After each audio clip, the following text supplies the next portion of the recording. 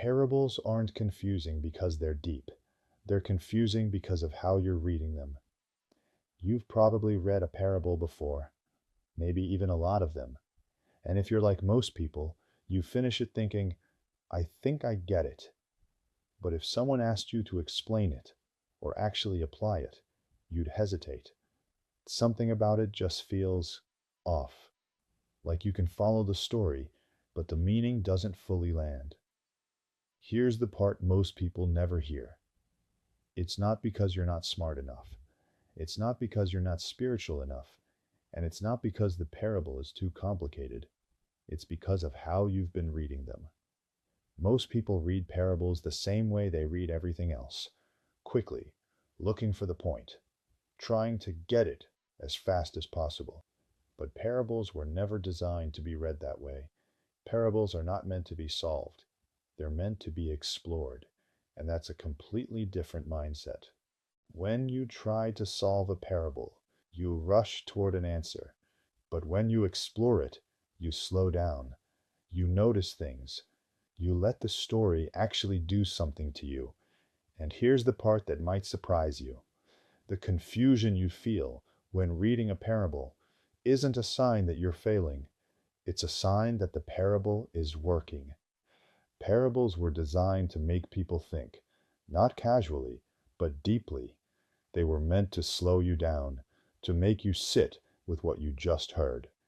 Even the people who heard these stories directly didn't always understand them right away, and that was intentional, because a parable doesn't just give you information, it invites you into a process where you notice what stands out, sit with what feels off, and slowly begin to see the point.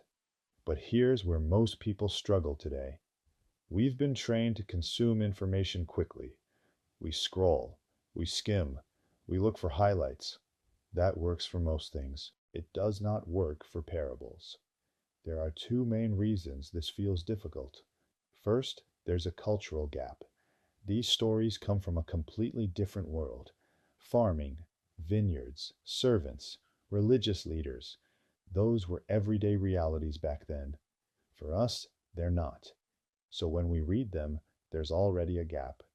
And instead of slowing down to understand it, we usually just move on. Second, surface reading. We read the story, we follow what happens, and then we move on.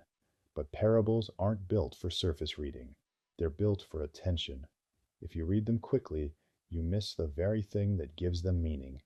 So if you've ever felt like, I should understand this better than I do, that's not a personal failure. It just means you've been using the wrong approach. And the good news is, that's fixable. Once you understand how parables actually work and what to look for, they start to open up. Not all at once, but gradually. And the stories you've heard your whole life start to feel completely different.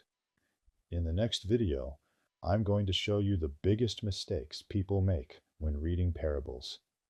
Because once you see those, you'll start to recognize what's been getting in your way.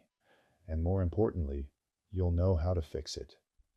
But for now, just remember this. You're not confused because you can't understand parables. You're confused because no one ever showed you how to read them the right way. And that's exactly what we're going to fix. I hope to see you in the next video. Until then, may God bless you.